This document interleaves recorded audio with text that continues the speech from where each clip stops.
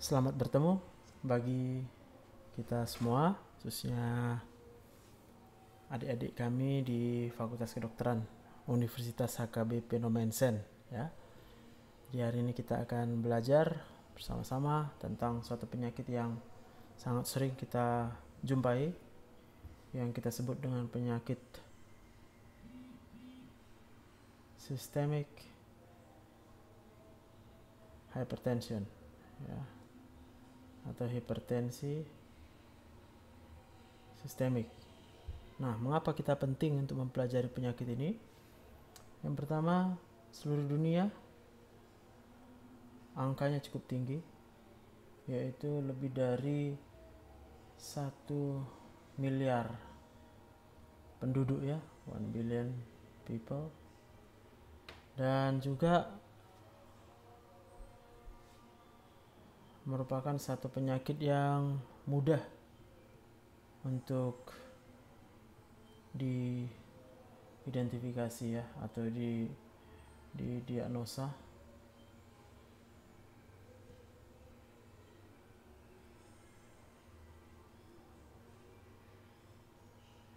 Dan merupakan satu faktor resiko yang sifatnya reversible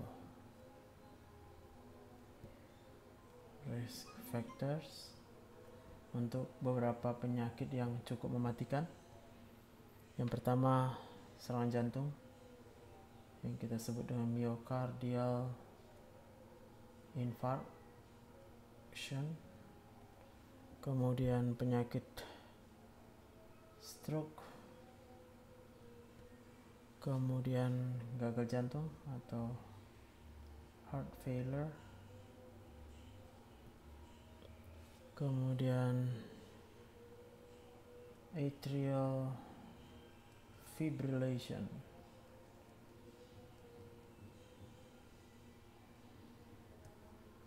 lalu ada penyakit kerusakan aorta, mengalami koyak pada dinding aorta atau aortic dissection. Kemudian penyakit-penyakit arteri perifer atau peripheral arterial disease.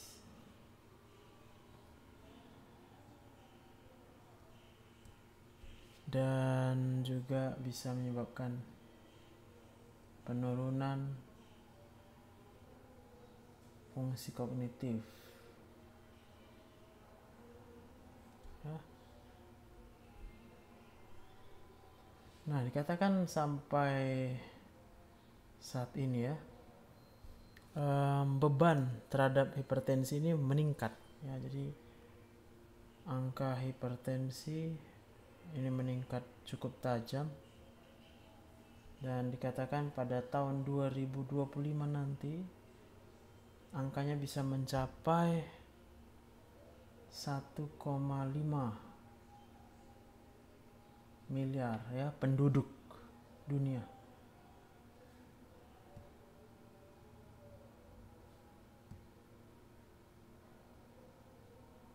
Akan terdiagnosa hipertensi. Dikarenakan oleh apa? Yaitu dikatakan faktor yang mempengaruhinya adalah yang pertama itu obesitas. Jadi obesity ini meningkat di seluruh dunia, serta juga dikatakan population aging. Jadi angka harapan hidup juga semakin panjang. Jadi semakin tinggi usia, maka kecenderungan untuk mengalami hipertensi akan semakin tinggi. Dan apa yang menarik juga bisa kita lihat,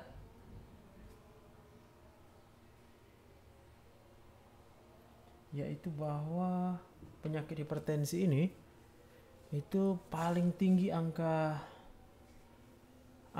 peningkatannya ya.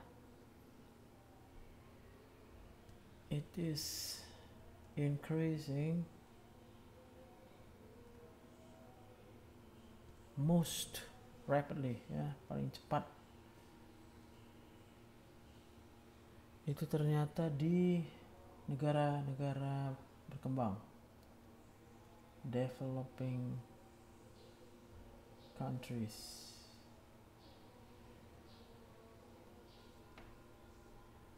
Atau dikatakan 80% ya dari seluruh dunia, of the world.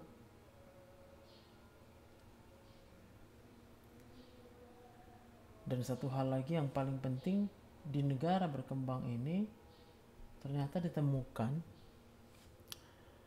ya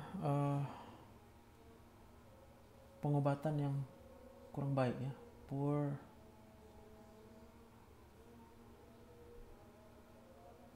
hypertension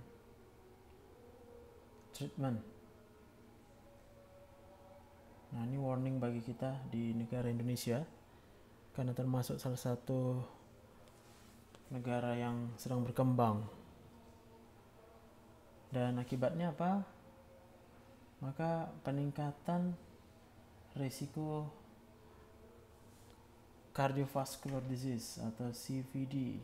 Jadi penyakit-penyakit di mana terjadi kerusakan pada sistem kardiovaskularnya akan meningkat.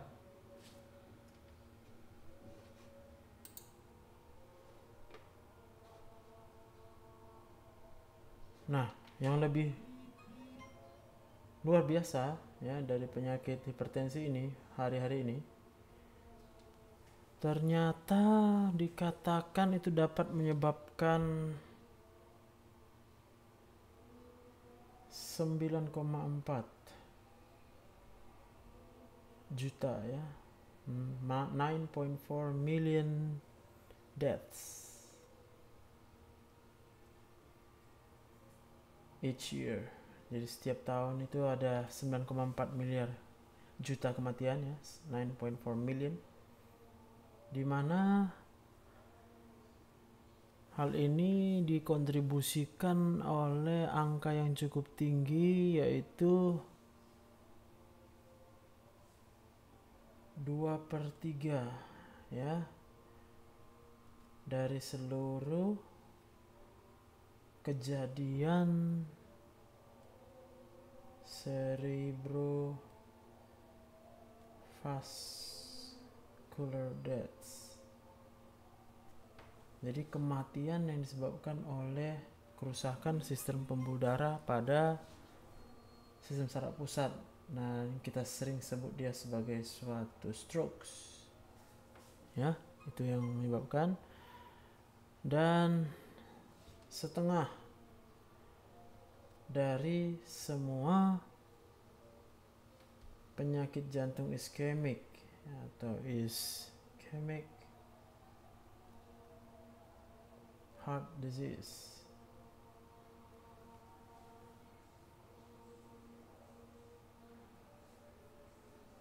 nah itu merupakan hal yang luar biasa, di mana dari seluruh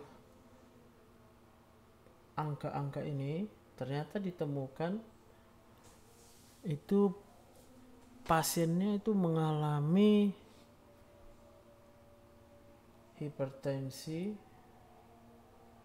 yaitu bila tekanan darahnya blood pressure lebih sama dengan 140/90, tetapi ternyata juga ya ini setengahnya 50% juga dengan masih hanya berupa pre-hypertension ya, jadi sedikit di bawah tekanan darah ini, angkanya juga 50%. Jadi kita melihat efek dari tekanan darah terhadap kejadian kematian yang disebabkan oleh cerebrovascular deaths dan ischemic heart disease.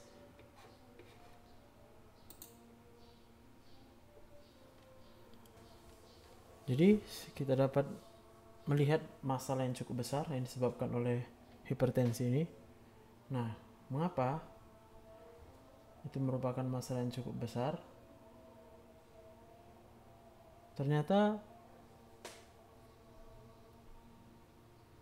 hipertensi ini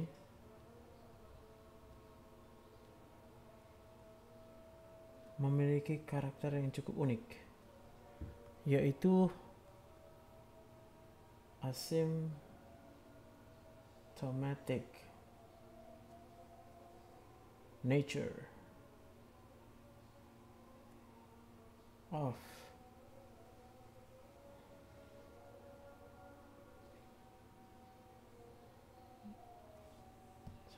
jadi dia merupakan suatu penyakit yang sifatnya asimptomatik, jadi tidak menimbulkan gejala secara langsung. Akibatnya apa? Yang terjadi paling sering adalah delayed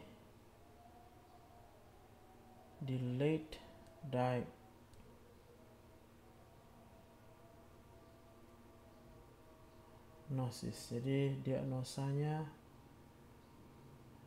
ini tertunda ya, oleh karena pasien ini memang tidak akan mencari pertolongan kepada dokter karena tidak merasakan apapun dari penyakitnya. Dan dapat kita lihat juga dia menjadi suatu masalah oleh karena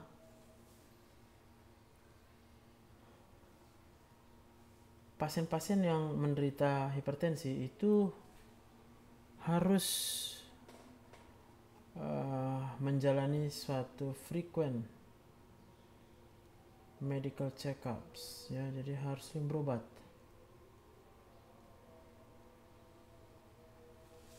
Ya, harus sering bertemu dengan dokter atau klinisi, dan hal ini ternyata angkanya cukup rendah ya. Jadi angka berobat itu pada laki-laki itu rendah, dan juga pada orang-orang dengan low income, minority groups.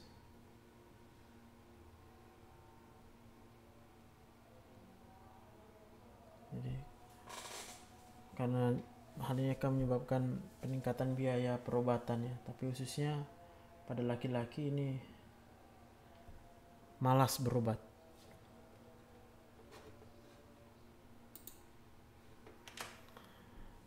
Nah, kita juga dapat melihat sesuatu yang unik ya dari hipertensi ini, bahwa penyakit hipertensi ini itu kita lihat most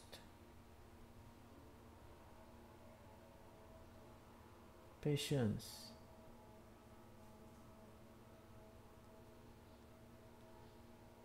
do not manifest a single disease causing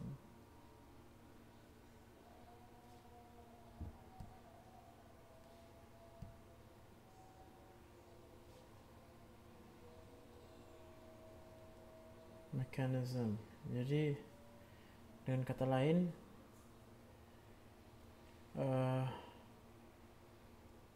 patogenesis ini cukup luas ya. Seperti dia broad pathogenesis. Maka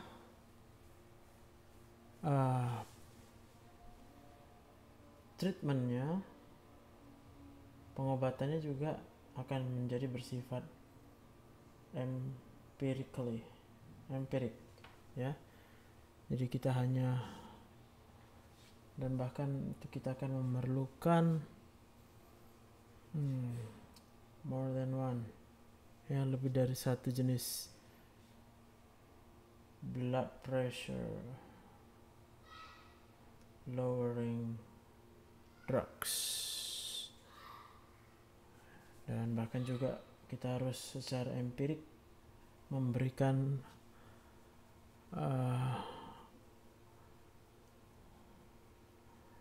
obat-obat dengan efek lipid lowering agents, karena dianggap lipid yang jahat ini bisa menyebabkan peningkatan tekanan darah, dan apabila mungkin pasien juga menderita penyakit diabetes mellitus, dia juga akan memerlukan pengobatan dengan obat-obat anti diabetes. Nah, keseluruhan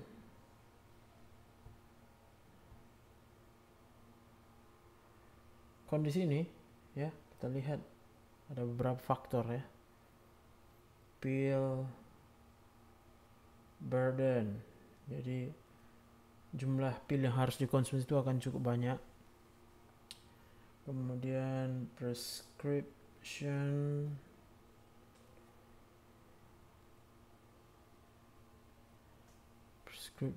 drug cost, jadi harga obat yang diresepkan. Kemudian efek samping obat, medication side effects. Kemudian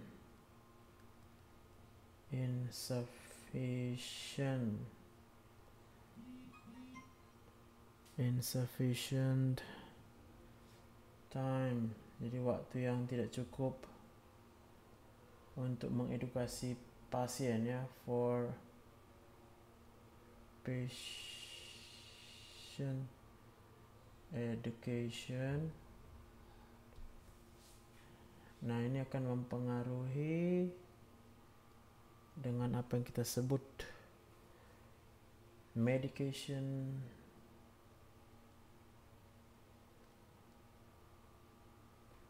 non-compliance.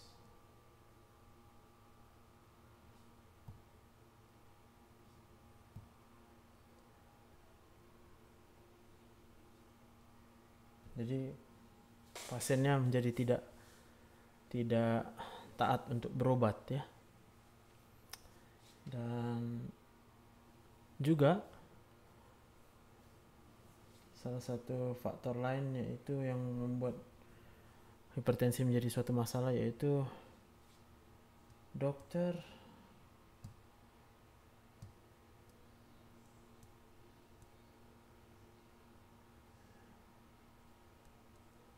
itu cukup sering ya, often undertreat.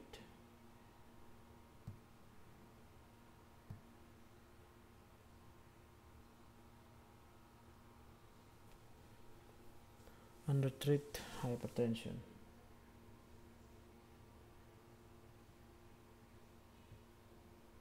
Jadi pengobatannya tidak adekuat ya.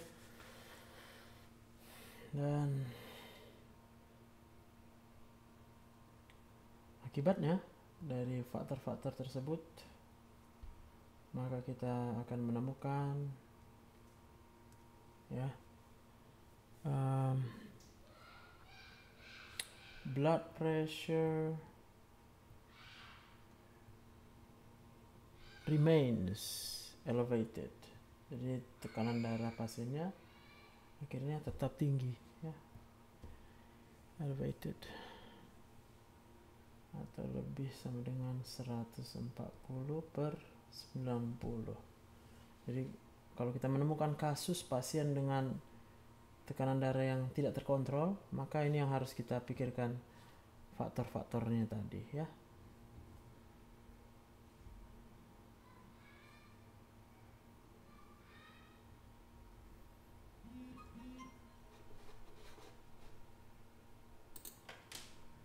Nah, mari kita lihat secara definisi ya. Definition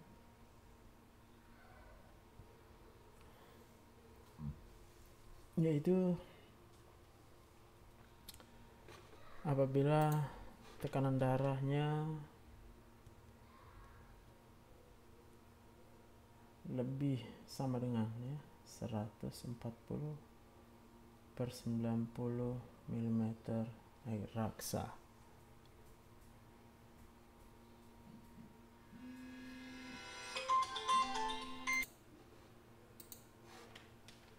Tetapi meskipun batasan diastoliknya itu adalah 90, ternyata dari studi epidemiologi ya itu menunjukkan kalau diastolik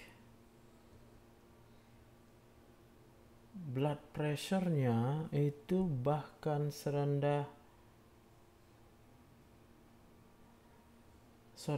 kalau tekanan darahnya itu bisa mencapai 115/75,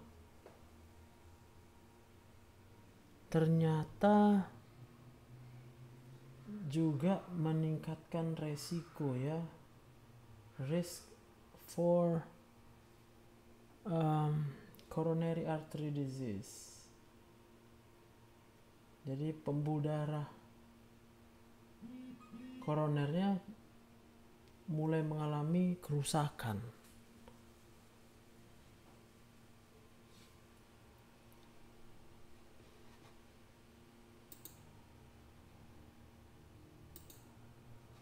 Nah, oleh sebab itu kita harus berhati-hati untuk menentukan when to treat the patient.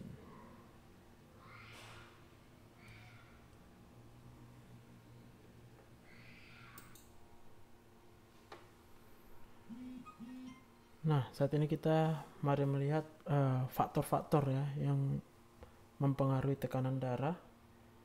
Yang pertama kita lihat dari perilaku atau behavioral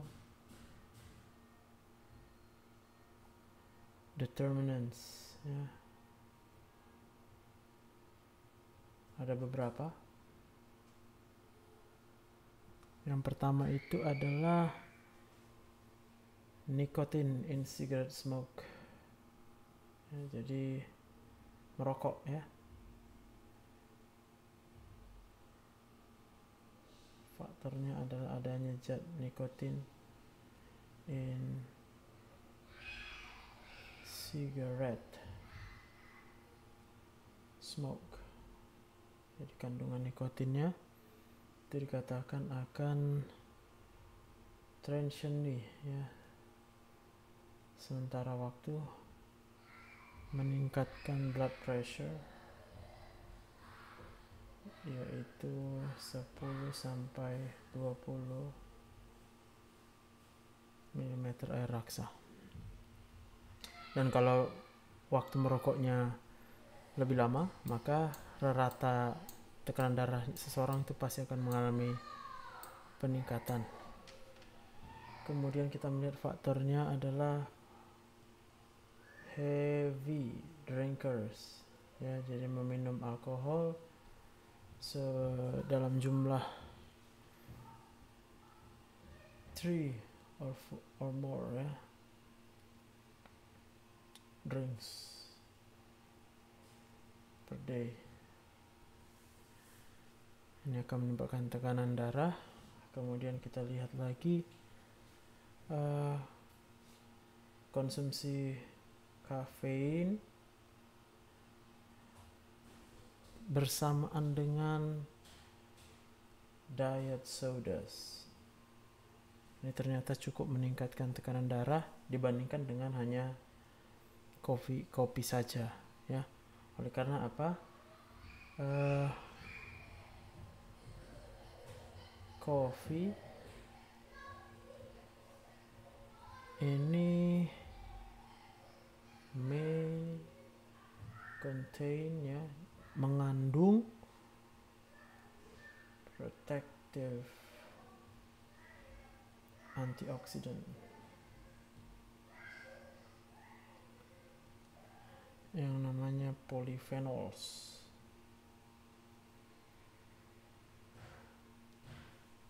Tapi tidak ada di dalam soda, not present in sodas. Nah, itu alasannya ya. Lalu kemudian faktornya yang lain dari perilaku yaitu physical inactivity. Jadi kurangnya aktivitas fisik itu akan meningkatkan risiko terjadinya hipertensi. Lalu kemudian kita melihat faktor kebiasaan lainnya yaitu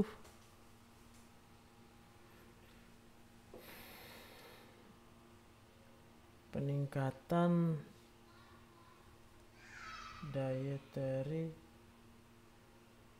sodium intake, yaitu makanan tinggi garam bersama dengan rendahnya dietary potassium intake. Nah, mengapa konsumsi kalium yang cukup banyak akan menyebabkan penurunan tekanan darah? Mari kita lihat. Jadi potasium ini apabila dia dikonsumsi, dia memiliki efek seperti thiazide type diuretic.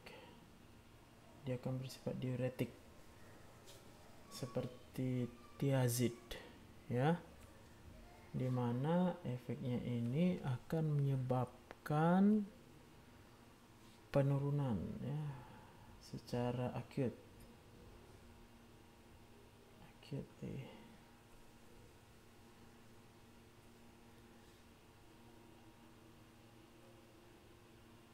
activity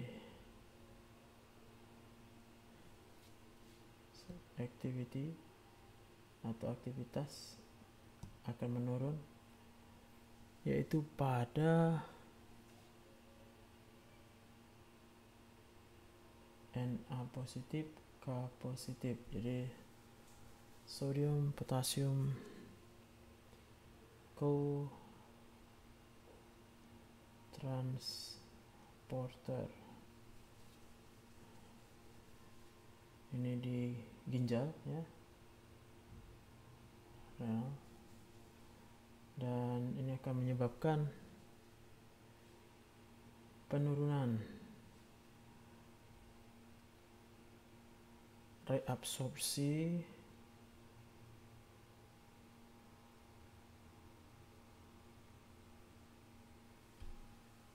natrium di ginjal. Maka kadar natriumnya akan sedikit rendah dan kemudian itu akan menyebabkan penurunan tekanan darah ya.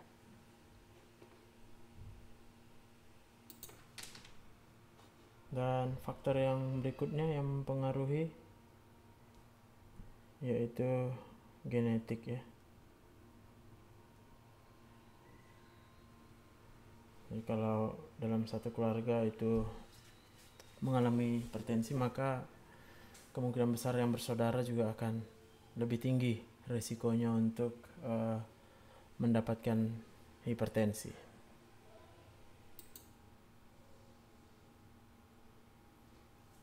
Dan kalau kita lihat mekanisme ya, bagaimana terjadinya suatu hipertensi yang primer, jadi hipertensi yang esensial, hipertensi yang tidak diketahui dengan pasti penyebabnya, ada beberapa mekanisme yang dapat kita pelajari. Yang pertama kita sebut dengan hemodynamic subtypes. Hemodynamic dynamic subtypes. Lalu yang kedua kita dapat melihat nanti neural mechanisms, jadi mekanisme dari sistem saraf yang mengatur tekanan darah.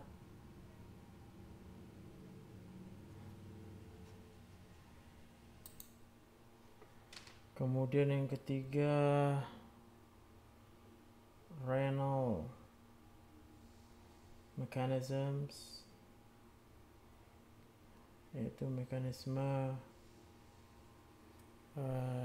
dari ginjal. Kemudian yang keempat vascular mechanisms,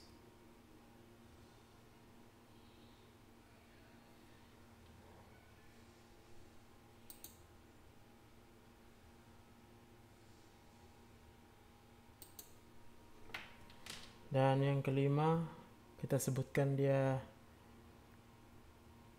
hormonal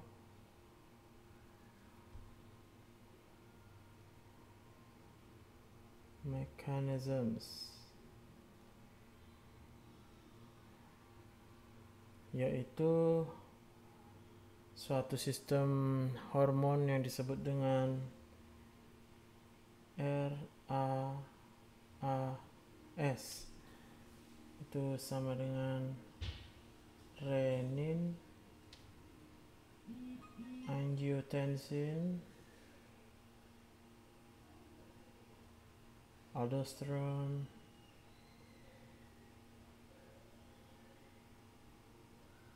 system.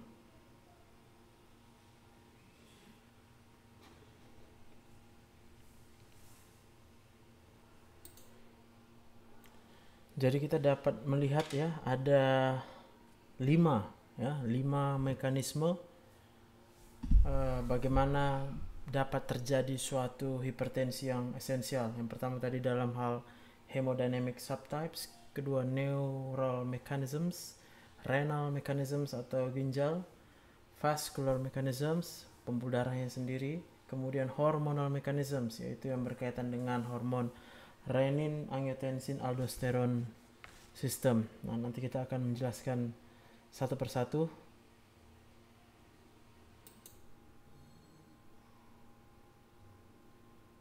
Nah, mari kita lihat yang mekanisme yang pertama, yaitu yang berkaitan dengan hemodynamic subtypes ya. Mekanisme terjadinya hipertensi oleh karena faktor hemodinamika ya. Jadi hemodinamika ini ya berkaitan dengan aliran darah di dalam sistem pembuluh darah ya. Jadi nanti harus kembali mengingat fisiologi yang terkait dengan aliran darah kita. Nah, secara hemodinamik maka kita dapat membagi 3 fase umur ya. Yang pertama pada teenagers dan young adults. Nah, apa yang kita lihat di sini, kita akan sering menemukan yang namanya ISH atau isolated systolic hypertension. Jadi tekanan darah sistoliknya saja yang tinggi, di mana hal ini disebabkan oleh dua faktor ya. Yang pertama peningkatan cardiac output. Jadi jumlah darah yang dipompa dari jantungnya itu yang meningkat. Dan yang kedua, suatu kondisi di mana dinding aortanya cukup kaku, jadi a stiff aorta. Dan kedua ini merupakan satu gambaran dari overactive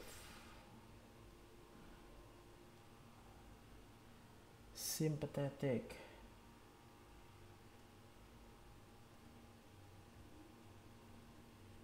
nervous system ya, jadi sistem saraf simpatisnya yang terlalu overaktif.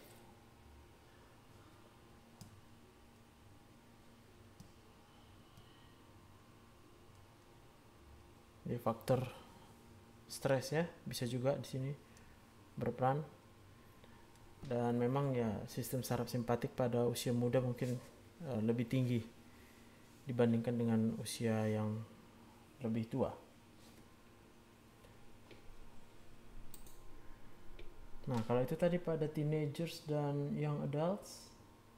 Sekarang mari kita lihat pada middle age.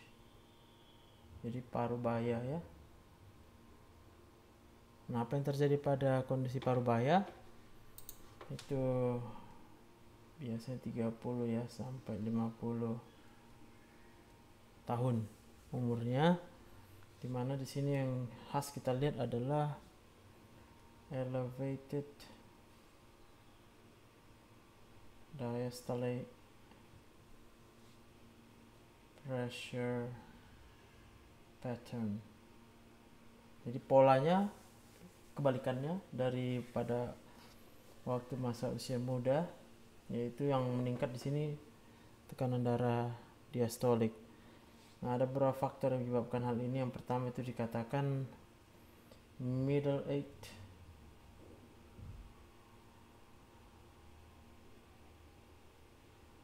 weight gain ya, jadi peningkatan berat badan yang cukup besar pada usia parubaya. Dan kenapa hal ini bisa terjadi? Juga disebabkan oleh elevated systemic vascular resistance ya, jadi resistensi vaskular secara sistemik juga ternyata cukup meningkat ya.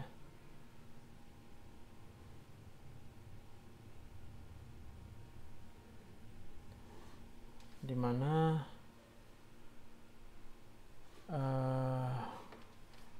hal ini merupakan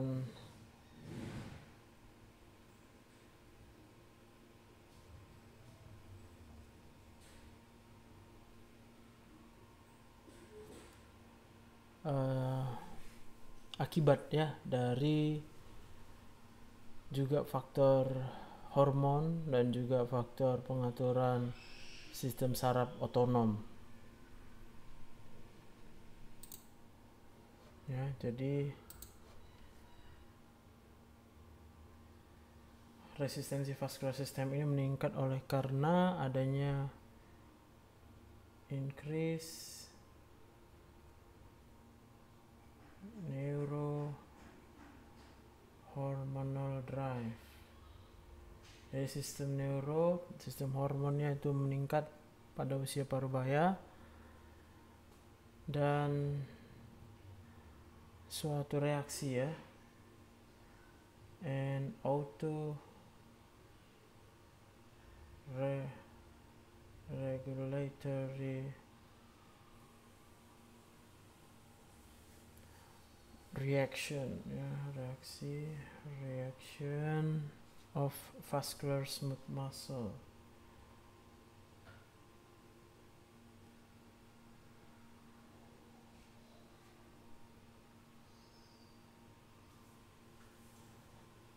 terhadap to and expanded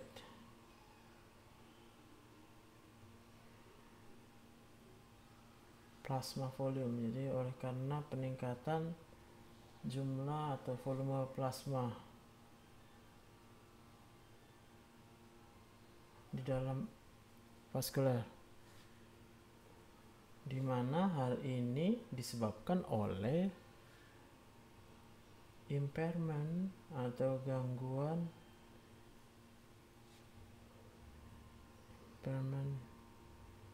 in the kidneys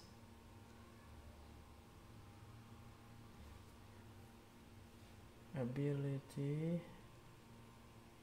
kemampuan ginjal, yaitu to excrete, untuk mengekskresikan sodium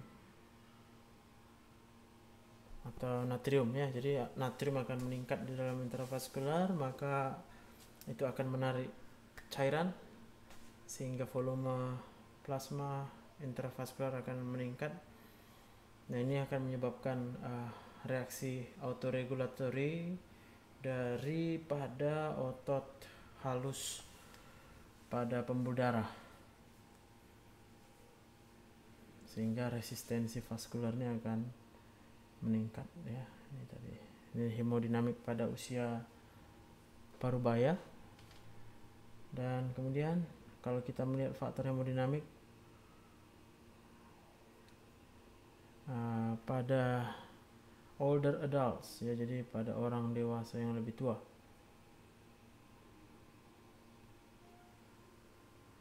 Ya, apa yang kita lihat pada orang yang lebih tua atau lebih dari 55 ya umurnya,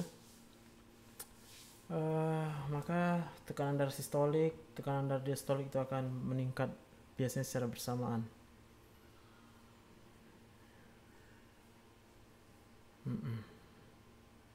Nah, apa faktornya? Yaitu adanya kekakuan ya, stiffening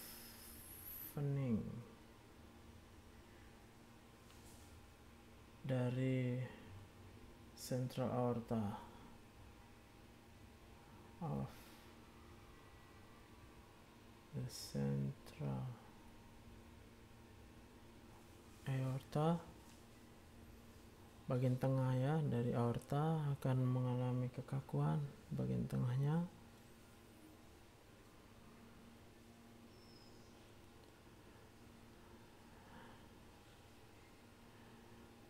Dan juga lebih cepatnya gelombang pulsasi dari perifer itu kembali ke aorta. Jadi waktu aorta, darah dipompa keluar dari jantung kemudian melewati aorta, dari aorta akan ke pembuluh darah perifer, tapi pembuluh darah perifer ini akan juga memberikan gelombang balik. Nah, gelombang balik ini datang lebih cepat karena memang sudah kaku pembuluh darah perifernya ya. Kita katakan di sini more rapid return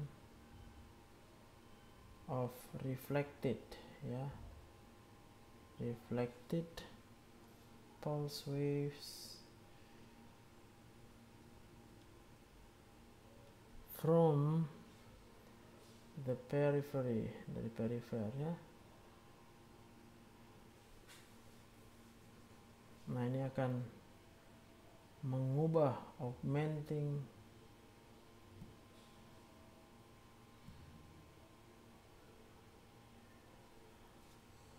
systolic aortic pressure. Jadi tekanan yang dihadapi pada saat sistolik itu akan semakin besar ya. Juga faktornya yaitu terjadinya akumulasi ya, accumulation daripada kolagen ya, accumulation of kolagen, dimana ini adalah satu zat yang which is poorly distensible, sulit untuk meregang ya. Jadi kemampuan regangnya itu sangat jelek, yang mengganggu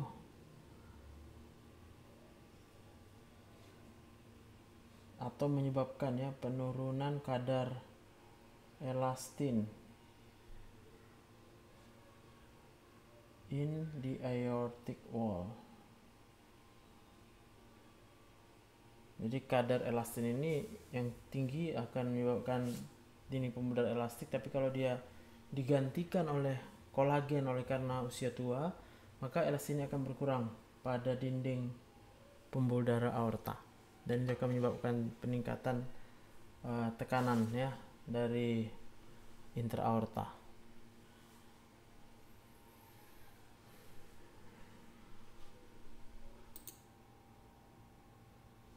Lalu mekanisme yang berikutnya, yang kedua, yang cukup besar, yaitu tadi neural mechanism ya, jadi mekanisme sistem saraf. Apa yang kita lihat di sini bahwa saat ini ya sedang dikembangkan pengobatan hipertensi itu memakai alat ya. Yang pertama nama terapinya BAT atau BAT, panjangannya itu adalah Baroreflex Activation Therapy. Dan yang kedua RDN, Renal Denervation. Jadi yang pertama terapi pada barorefleks ya, reseptor ya, reseptor tekanan pada dinding pembuluh darah, apa namanya itu, yang ada barorefleks kita ya. Dan yang kedua dengan melakukan denervasi atau pemutusan beberapa saraf menuju ginjal ya, nanti kita lihat lebih jelas lagi ya. Nah, sebentar saya akan menjelaskan tadi ya mengenai perbedaan pada pembuluh darah perifer orang muda dibandingkan dengan orang yang mengalami gangguan pada pembuluh darah perifernya. Nah, kita melihat di sini di gambar yang pertama ini ya,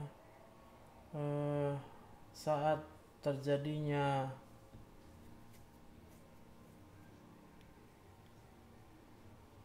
diastolik ya, jadi pada saat pembuluh jantung kita itu relaksasi, maka darah itu akan tidak dipompa menuju ke pembuluh darah perifer karena darah sudah berada dalam pembuluh darah perifer, tetapi dia akan menimbulkan aliran balik ya ke belakang. Itu yang namanya pulse wave reflection, oleh karena refleksi ya, dan ini akan menyebabkan peripheral amplification dan penurunan dari aliran darah koroner ya. Itu kalau terjadi pada orang muda yang mengalami hipertensi. Sedangkan pada orang tua ya, di mana arterinya itu sudah lebih kaku dan disertai adanya isolated systolic hypertension, maka kita lihat kecepatan pulse wave-nya itu bisa mencapai 12 meter per detik. Jadi lebih kuat lagi aliran darah gelombang baliknya. Ini ke arah jantung ya. Jadi akibatnya apa? Terjadi ventricular vascular mismatch. Ya, jadi sekali lagi saya menjelaskan ya. Ini pada keadaan normal dan ini pada keadaan patologis. Jadi pulse wave reflection ini pada orang muda itu secara normal akan terjadi pada fase diastolik.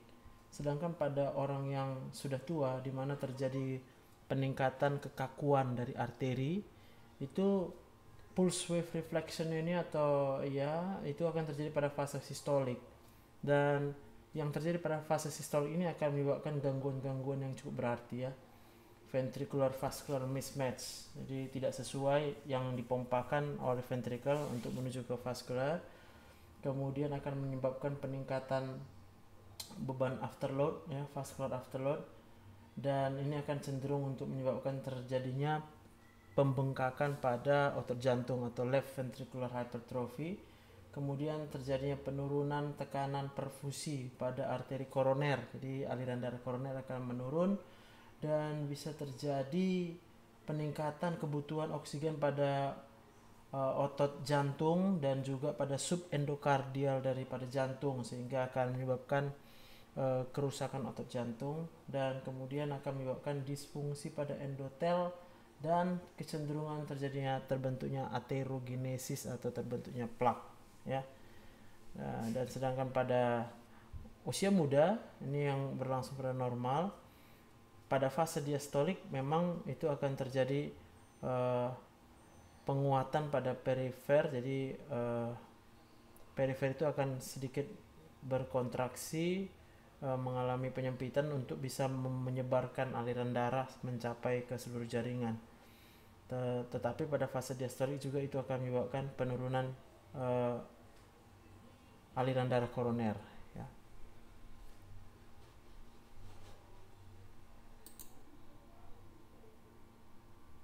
Nah, kemudian saya akan melanjutkan ya. Tadi di sini kita melihat adanya perbedaan hemodinamik tadi ya, mau saya jelaskan antara laki-laki dan perempuan. Nah, kita lihat seiring dengan pertambahan usia ya, bahwa pada awalnya laki-laki itu tekanan darahnya itu akan cenderung lebih tinggi dibandingkan perempuan. Tetapi pada saat mulai mencapai umur 30 sampai 39 maka mulai berbalik. Tekanan darah pada perempuan akan cenderung lebih tinggi daripada laki-laki ya. Dan pada tekanan darah diastoliknya juga demikian ya. Tetapi terjadi perubahan itu pada umur 50 sampai dengan 59 ya. Di situ maka akan berbalik. Tekanan darah diastolik pada perempuan kemudian akan menjadi lebih tinggi. Ini titik perubahannya ya. Kemudian kita akan melihat di sini tentang compliant dan non compliantnya pembuluh darah pada aorta yang pertama ya. Jadi jantung pada ventricle kiri itu akan memompa darah keluar dari ventricle kiri itu menuju aorta. Dalam kondisi yang normal kita sebut dia aortanya compliant. Jadi ada elastisitas yang cukup. Dan dalam keadaan yang tidak normal dia non compliant atau tidak elastis. Kita lihat pada fase sistolik, maka sewaktu darah dipompakan dan itu akan menghasilkan stroke volume, itu kita lihat dinding pembuluh darah aortanya ini akan mengembang, dan kemudian pada waktu diastolik dia akan kembali, itu namanya compliant.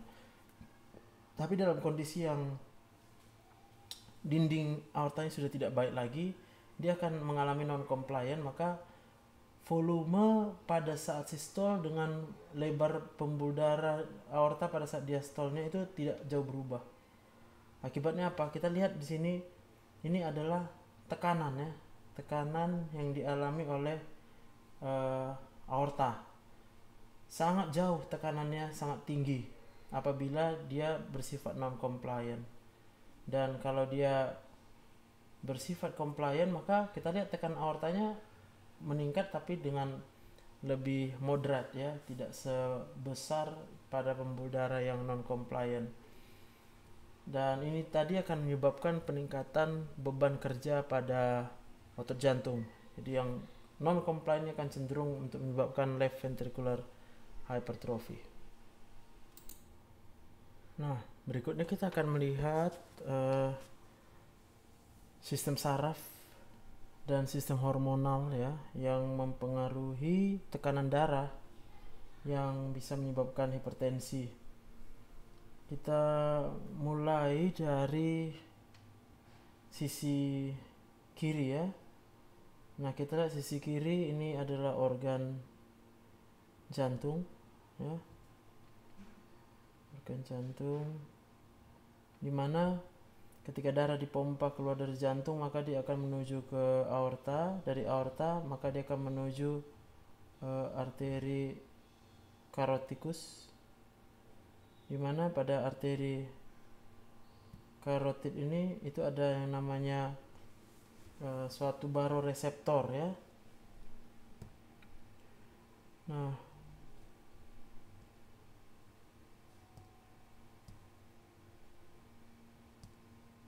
baroreseptor ini akan mendeteksi seberapa besar tekanan yang dipompakan oleh ventrikel kiri melewati arteri karotis. Nah, kalau baroreseptornya bekerja dengan baik, maka setiap peningkatan tekanan darah dia akan kirim sinyal, ini nampak titik-titik putus, itu menuju ke nukleus tractus solitarius yang ada di batang otak. Nanti kalau baroreseptornya mendeteksi adanya penurunan ya tekanan darah, maka kemudian otak kita akan mengirim sinyal ya, mengirim sinyal untuk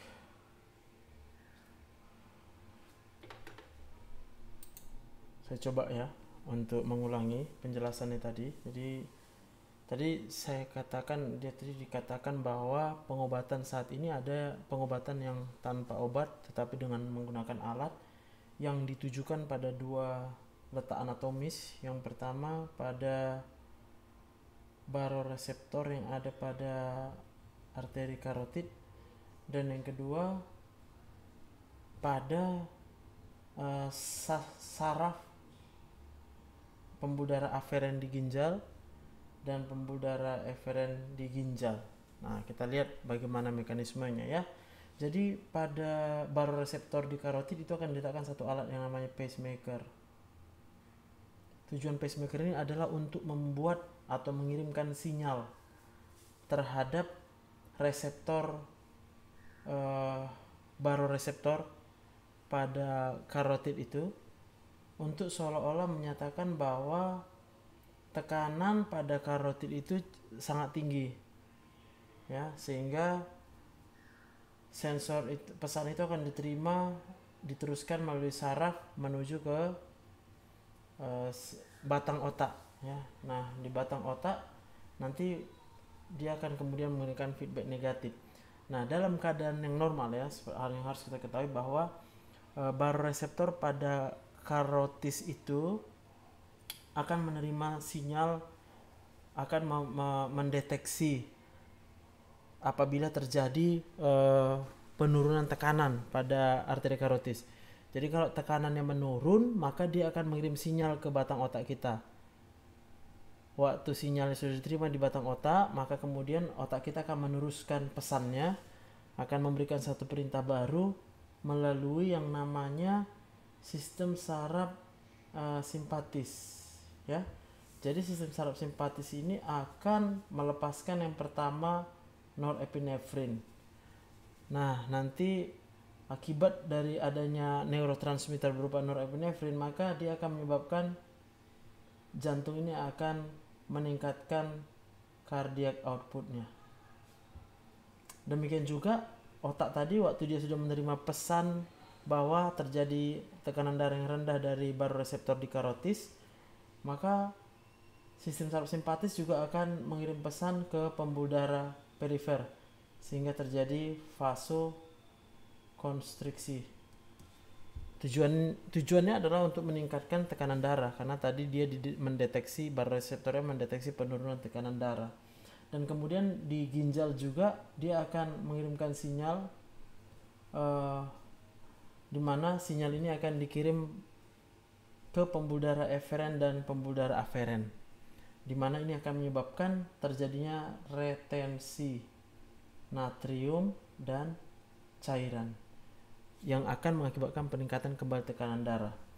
Maka pengobatan yang ditujukan kepada baroreseptor ini adalah pengobatan untuk membuat seolah-olah baroreseptornya menerima pesan tekanan darah sudah terlalu tinggi, karena kebanyakan pada kondisi hipertensi baroreseptornya tidak bekerja dengan cukup baik.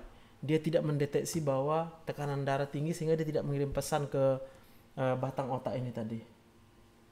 Nah, tetapi karena sudah diletakkan satu alat berupa pacemaker, maka pacemaker ini akan tetap mengirimkan sinyal menyatakan terjadi peningkatan tekanan darah, sehingga respon daripada sistem saraf pusat, sistem saraf otonom tidak akan menyebabkan peningkatan tekanan darah. Ini adalah respon otak ya terhadap organ jantung, pembuluh darah, kemudian kelenjar suprarenal nih, dan kemudian juga terhadap ginjal. Nah, yang cara kedua adalah karena sistem pengaturan hormonal ini juga mempengaruhi melalui pembuluh darah aferen dan eferen, maka sarafnya ini akan didenervasi. Jadi tidak ada lagi saraf otonom yang akan mengirim pesan menuju pembuluh darah eferen maupun aferen. Nanti ini harus dipelajari lebih baik lagi pada fisiologi ya, pelajaran fisiologi. Tolong dipelajari. Mungkin kalau saya ada waktu saya akan buat tutorialnya atau kuliah seperti ini.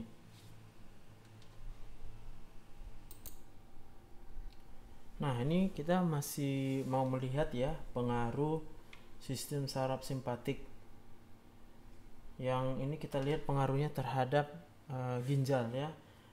Yang pertama, kalau terjadi peningkatan ya dari aktivitas simpatis menuju ke ginjal, maka ada 3 efek. Yang pertama, dia akan meningkatkan pelepasan renin.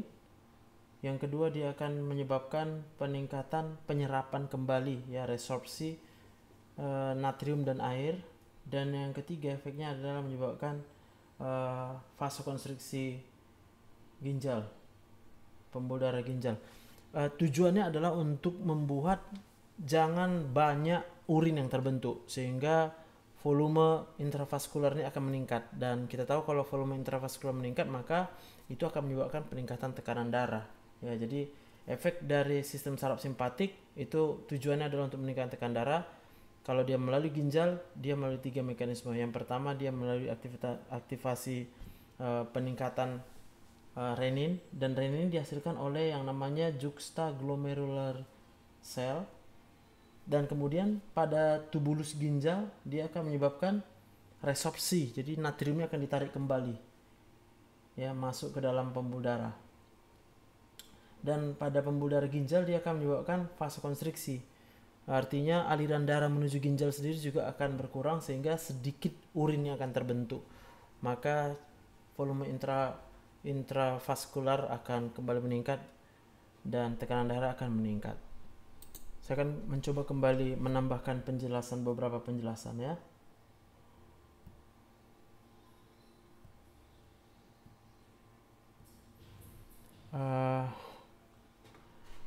Yang pertama tadi, bahwa yang kita bahas itu adalah overactivity ya, jadi aktivitas yang berlebihan.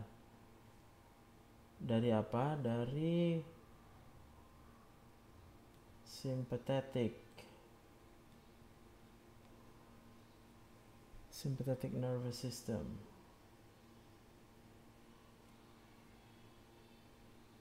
Ini memiliki dampak ya, yaitu greater role, peran yang lebih besar untuk apa? Untuk inisiasi ya, initiation, memulai.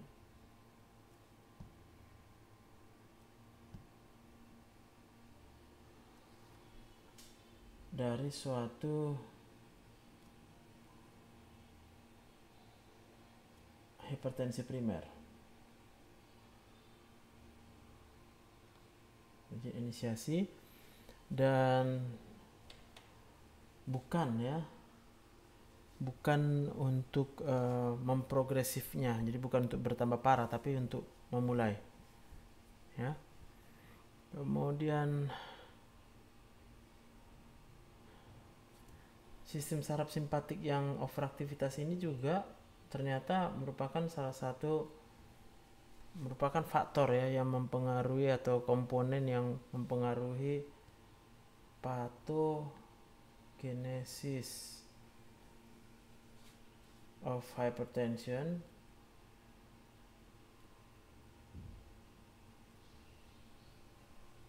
yang berhubungan ya, associated with. Yang pertama obesitas ya, atau obesity. Jadi orang dengan obesitas terjadi overaktivitas dari sistem saraf simpatik, kemudian adanya sleep apnea, kemudian metabolic syndrome,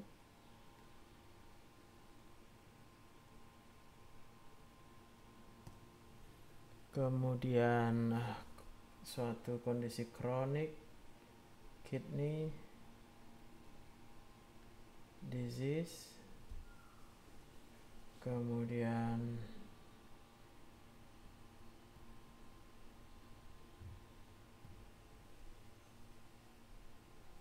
gagal jantung, heart failure, lalu kemudian terapi ya yang berhubungan dengan suatu jenis terapi imunosupresif, terapi with calcineurin inhibitors, jadi obat ya yang mempengaruhi sistem saraf simpatik.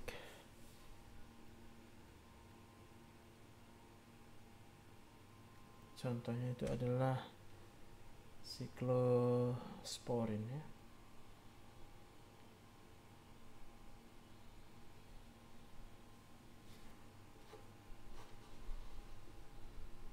Dan kita tahu bahwa kondisi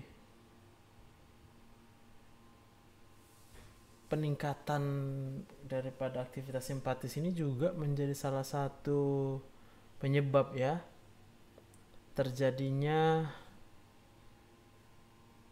drug resistant hypertension. Jadi obat-obat menjadi gagal untuk bisa mengobati hipertensinya.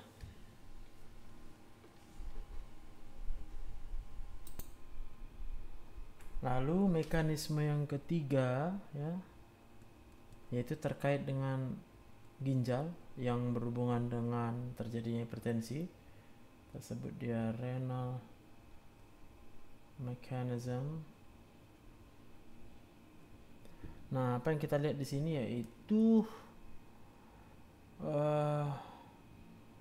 dia bisa merupakan kelainan yang didapat, acquired, atau juga yang inherited, diturunkan. Nah, apa yang bisa kita lihat bahwa terjadinya defect in kidney's ability, jadi kegagalan fungsi ginjal ya, in kidney ability, kemampuan ginjal untuk apa? Untuk mengekskresi atau membuang ya kelebihan sodium, kelebihan natrium, kelebihan garam, sodium load. Oleh karena apa? Imposed by a modern diet high in salt. Nah, jadi makanan-makanan zaman modern ini ternyata terlalu tinggi di dalam jumlah garamnya. Ini menyebabkan kemungkinan besar ginjal yang memang terganggu, apakah dia karena sesuatu kelainan yang didapat ataupun yang diturunkan, itu tidak akan mampu lagi membuang kelebihan sodiumnya ya.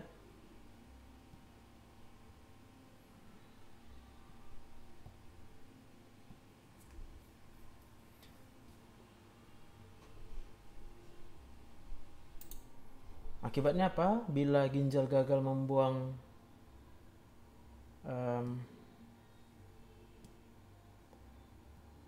sodiumnya atau garamnya, kita lihat akibatnya adalah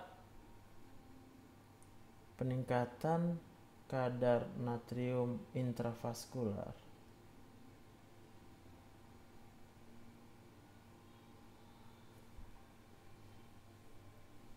Ini akan menyebabkan plasma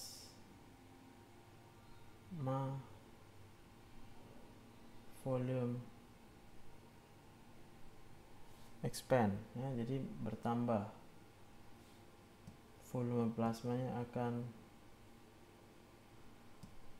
bertambah. Nah, apa akibat dari plasma volume bertambah? Maka cardiac output bertambah. Nah, kalau cardiac output dan juga bukan hanya itu saja, efek dari natrium intravaskular ini juga menyebabkan respon atau auto regulatory response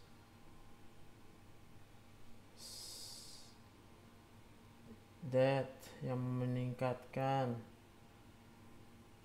SVR atau systemic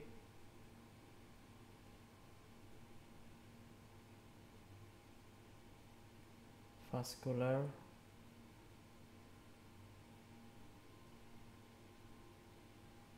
resistance ya.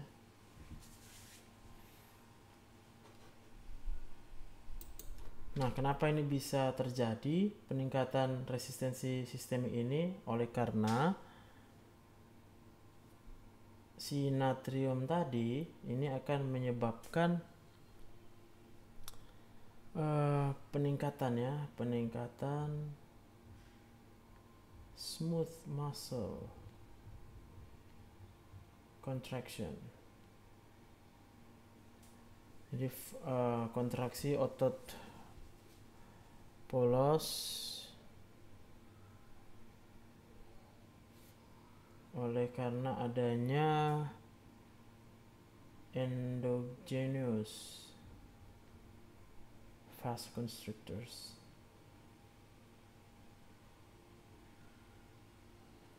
Jadi dia meningkatkan ini vasoconstrictor endogenous ya.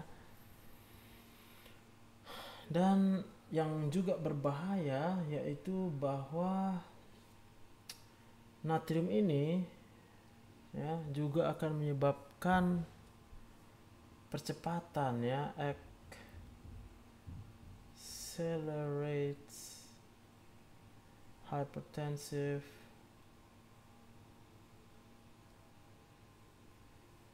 target organ damage.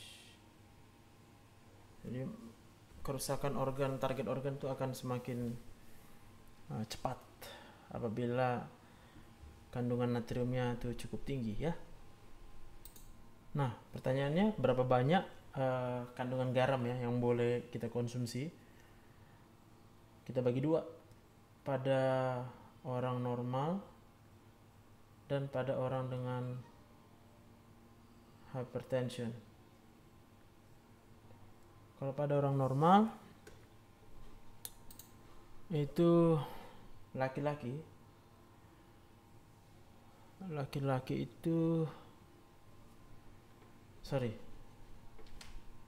dan perempuan sama ya.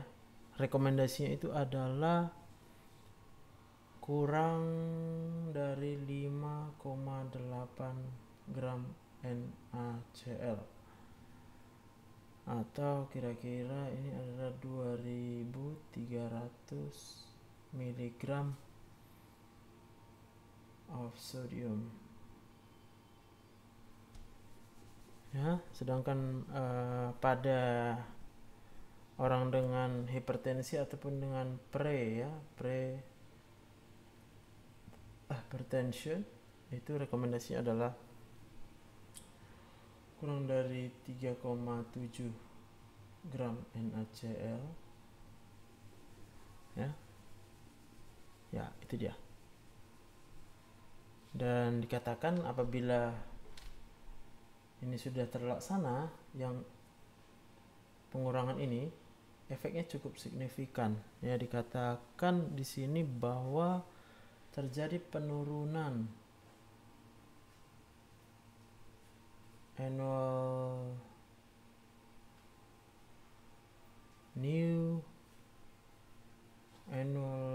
number ya, jadi jumlah kasus baru, annual number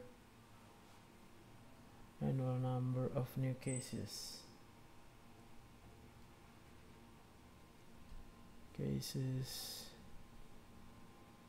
of dari beberapa penyakit, contohnya stroke ini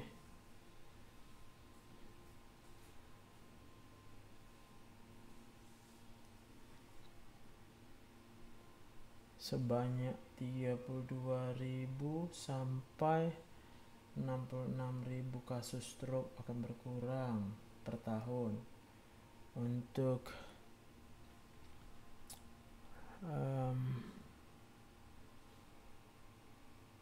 coronary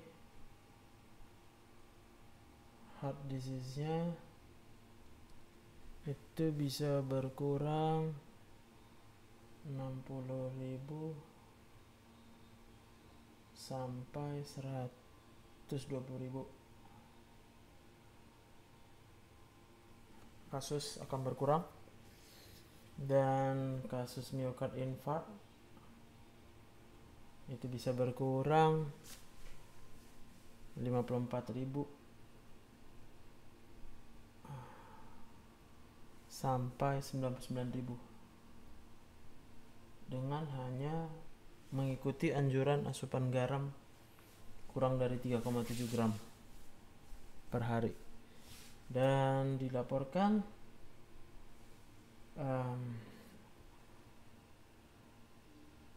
menurunkan angka kematian ya, menurunkan deaths. Totalnya itu adalah 44.000 sampai 92.000 per tahun ya. Jadi semua hitungannya per tahun. Nah, di sini juga kita melihat salah satu mekanisme ya yang terkait dengan mekanisme ginjal ya yang menyebabkan hipertensi. Sebutkan di sini kondisi yang disebut dengan terjadinya reset ya, perubahan resetting of pressure natriuresis.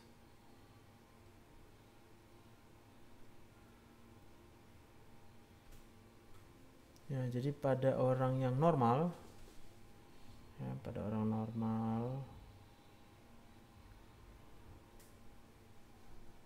kalau terjadi peningkatan tekanan darah, maka ini akan menyebabkan peningkatan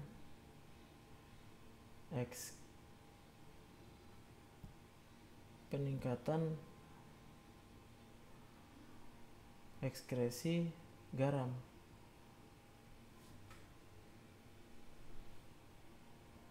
Oleh siapa? Oleh ginjal. Yang lalu kemudian akan menurunkan plasma volume.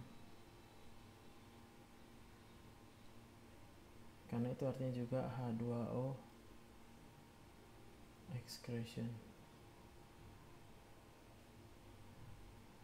meningkat juga. Dan tekanan darah kembali normal. Normal. Nah, itu dalam keadaan normal.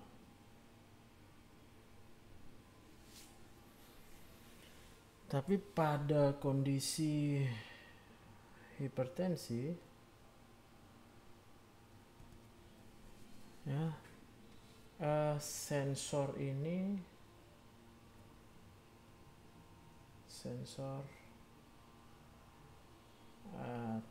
ya berubah, ya, sehingga tidak terjadi seperti itu, ya.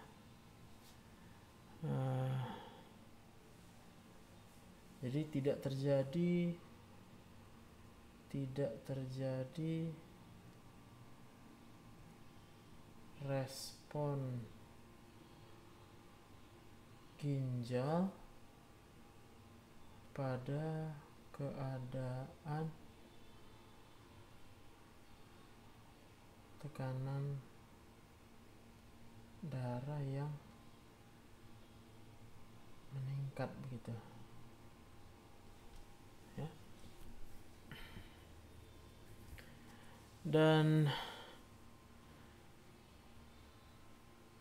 yang menarik di sini adalah dalam kondisi yang sensor yang terganggu ini, nah ternyata ini menyebabkan,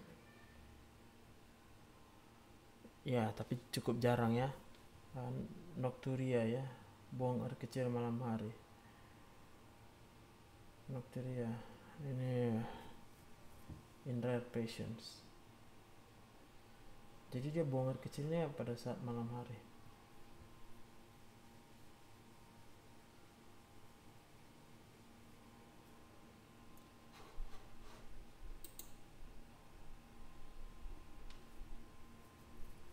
Lalu kita lihat faktor lain yang berhubungan dengan ginjal, yaitu kondisi low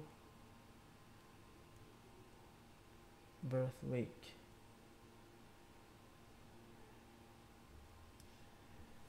Berat badan lahir rendah, ya. Jadi ya ujungnya hal ini menyebabkan penurunan nefrogenesis. Jadi pembentukan nefronnya itu terganggu. Reduce nefrogenesis.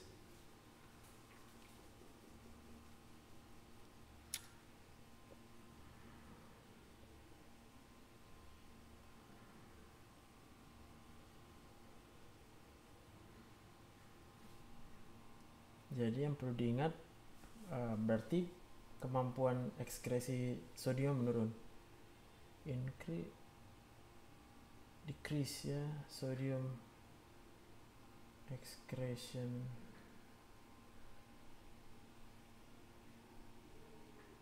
By dikit nih.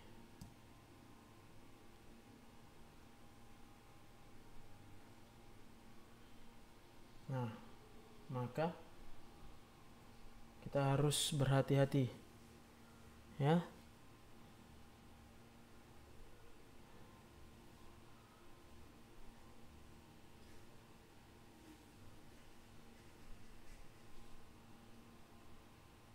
Ini rentan, ya, susceptible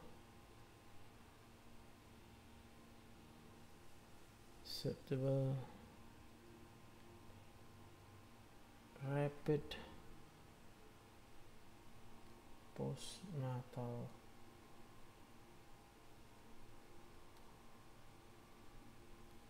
weight gain. Jadi peningkatan berat badannya bisa cepat sekali, ya, setelah dia lahir. Dan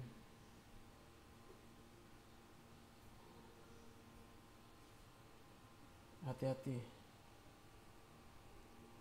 terhadap fast food diet.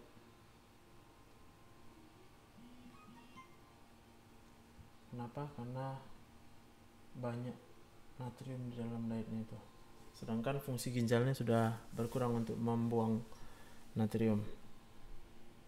Dan akibatnya ini adalah adolescent obesity, ya. Jadi obesitas pada anak-anak ya, adolescent obesity, dan terjadinya hipertensi.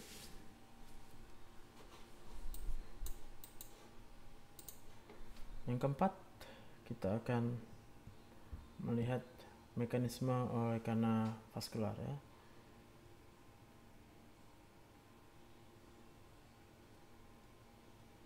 Vascular mechanisms.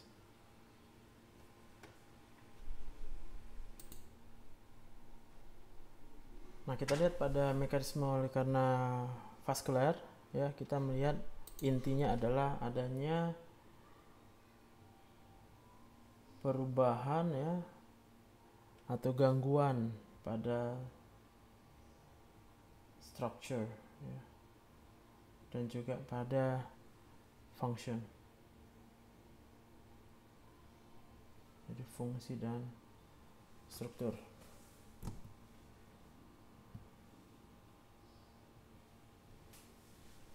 Dari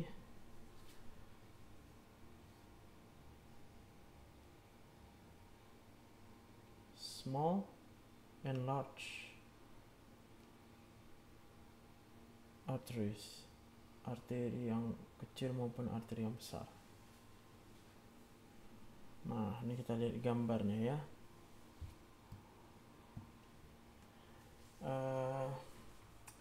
Ini adalah endotel ya, lapisan endotel. Sedangkan ini adalah, dan ini juga adalah, dan ini juga adalah otot polos. Untuk melakukan kontraksi ya pada dinding pembuluh darah.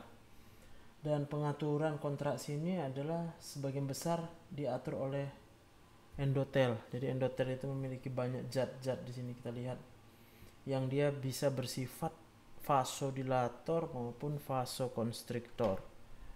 Jadi kalau terjadi gangguan pada endotelnya, otomatis gangguan itu akan bisa menyebabkan terjadinya vasodilatasi berlebihan maupun vasokonstriksi berlebihan. Kalau gangguannya menyebabkan vasokonstriksi berlebihan, maka akan terjadi peningkatan tekanan darah. Nah, yang pertama kita melihat disfungsi ya dari endothelial cell dysfunction.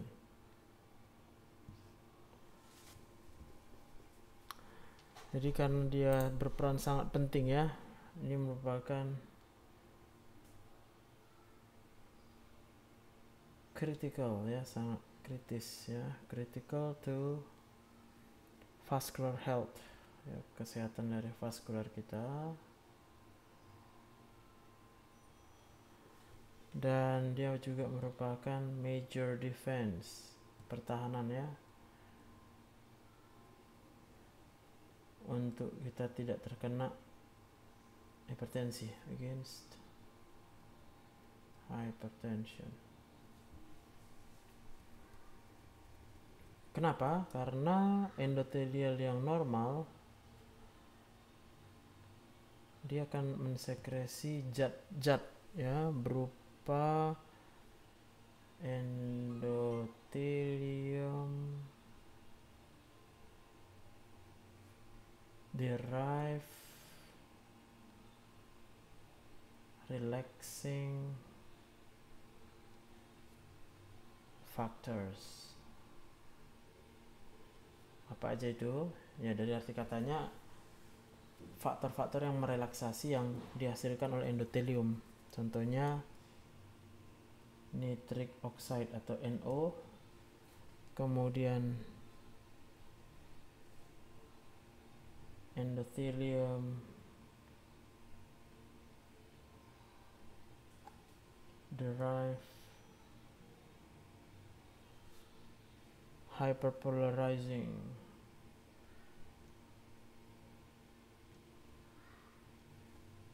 hyperpolarizing factor.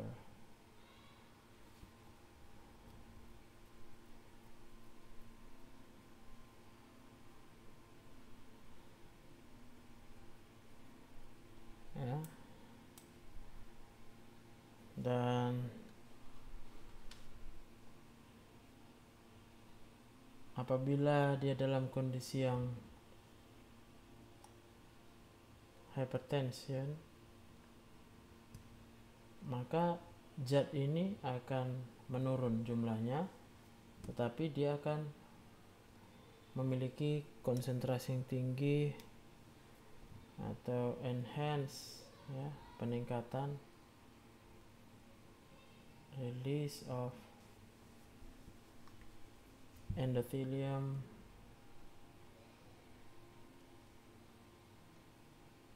derived constricting, ya, jadi menyebabkan konstriksi dia, constricting pro-inflammatory, kemudian juga pro-thrombotic, kemudian dia juga growth factors. Ini adalah zat yang menyebabkan konstriksi, maka dia akan menyebabkan hipertensi. Nanti kita akan kemudian melihat suatu proses yang namanya vascular remodeling, ya.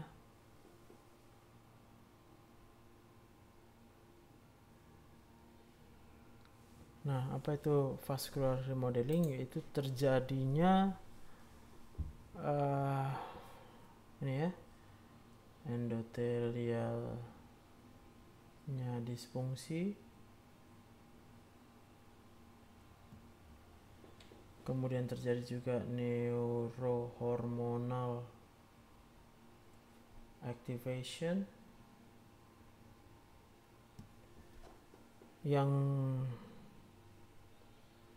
dan elevated blood pressure, ya.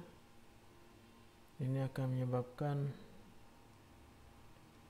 memperburuk tekanan darah, ya, hipertensi, perpetuates hypertension.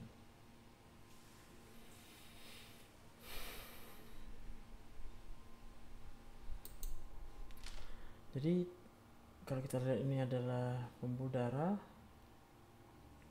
maka ini adalah lumennya, ini lumennya,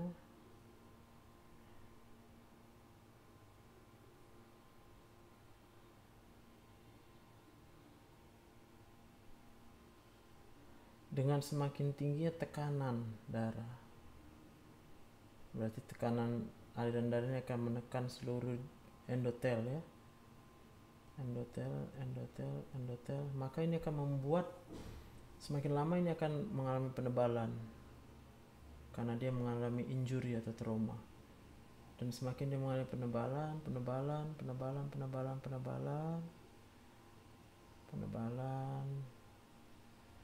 maka lumennya akan berkurang, maka semakin meningkatkan intravascular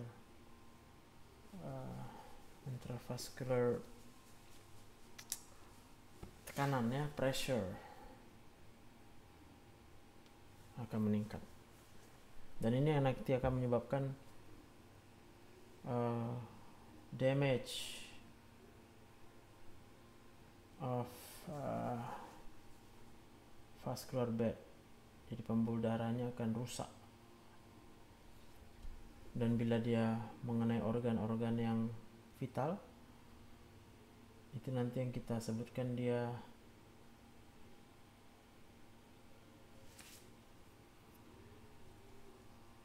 target organ damage sebagai komplikasi daripada hipertensi.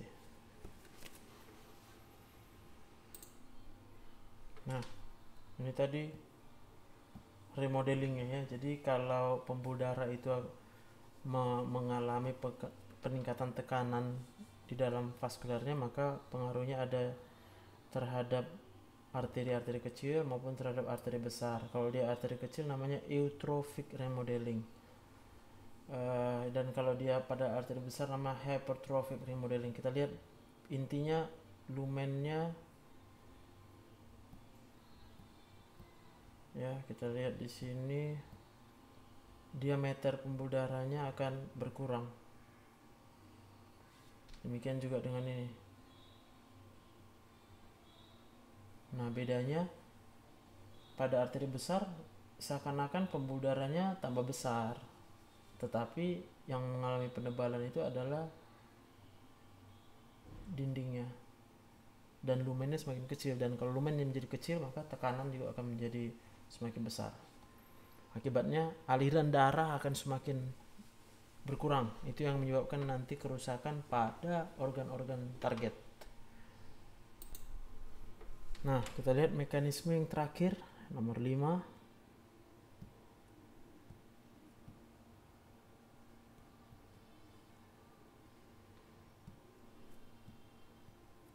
Yaitu mekanisme hormonal ya. Hormonal mechanisms, yaitu hormonnya yang kita sebut dengan RAAS atau renin angiotensin.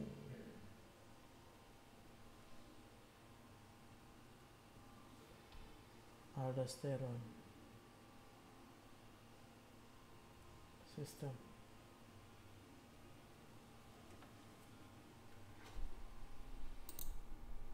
Baik, mari kita perhatikan. Kita mulai dari ginjal. Jadi ginjal itu sudah memiliki zat yang namanya prorenin yang berupa zat yang tidak aktif, di mana ketika dia mengaktifkan prorenin menjadi renin, renin ini akan mengubah angiotensinogen itu menjadi angiotensin 1, dan oleh adanya enzim ACE itu akan diubah menjadi angiotensin 2.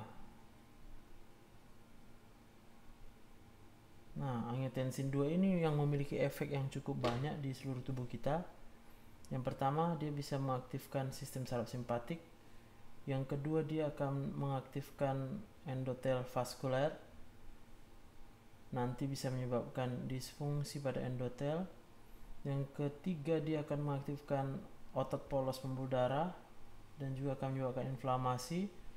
Kemudian pada sel otot jantung, dia akan menyebabkan peningkatan ya pertumbuhan sel, nanti ini yang menyebabkan terjadinya left ventricular hypertrophy. Jadi jantung akan membengkak oleh karena banyaknya angiotensin 2 yang beredar. Dan pada kelenjar korteks adrenal itu akan menghasilkan aldosteron.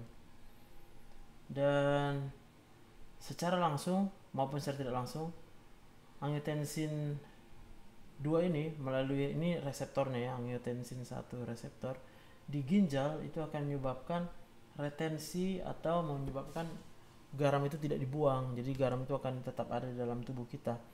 Demikian juga hormon aldosteron yang dirangsangnya melalui kelenjar adrenal cortex itu akan menyebabkan ginjal juga akan meretensi sodium ya. Dan akibat dari aldosteron ini bisa terjadi fibrosis ya, fibrosis pada ginjal. Dan demikian juga prorenin yang dalam bentuk aktif itu akan berikatan dengan reseptor prorenin, ujungnya akan menyebabkan fibrosis, di mana fibrosis terjadi pada glomerulus. Itu sebabnya ginjal dalam keadaan hipertensi yang tidak diobati berlama-lama itu akan menyebabkan fibrosis sampai dapat menyebabkan terjadinya hemodialisa atau cuci darah. Nah, mari kita lihat secara skematik itu effect ya of angiotensin 2. Nah, ini skemanya ya. Jadi dari skema ini kita lihat angiotensin 2 itu akan berikatan pada reseptor angiotensin 1 reseptor. Efeknya adalah terjadinya pembentukan reaktif oksigen species, vascular inflammation, cell growth, jadi pertumbuhan sel-sel, fibrosis, disfungsi endotel, peningkatan aldosteron dan norepinephrine release. Ini ya, kita lihat efeknya. Lalu kemudian hal ini akan menyebabkan 3 hal. Yang pertama, tekanan darah akan meningkat. Yang kedua, terjadi intoleransi terhadap glukosa, dan yang ketiga terjadi aterosklerosis atau penebalan dinding atau terbentuknya plak pada dinding pembuluh darah. Efek dari ketiga ini, yang pertama terjadi remodeling, jadi berubah struktur jantung dan struktur pembuluh darah. Jantungnya akan mengalami pembengkakan, pembuluh darahnya akan mengalami penyempitan lumen, dan juga akan mengakibatkan progresivitas dari terbentuknya plak. Jadi di sini ada seperti sumbatan, dia akan mulai progres, bertambah banyak. Akibatnya apa? Ini akan, kalau dia terjadi di jantung, pembuluh darahnya menyumbat, myocard infarct, serangan jantung. Kalau dia di pembuluh darah otak, namanya stroke, dan dia akan menyebabkan kematian.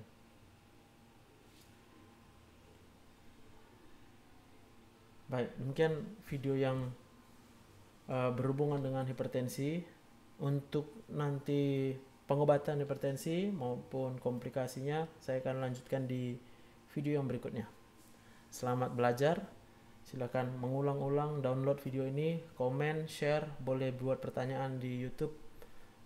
Yang belum subscribe, tolong di subscribe channelnya untuk bisa lebih membuat channel ini bisa menolong lebih banyak teman-teman kita.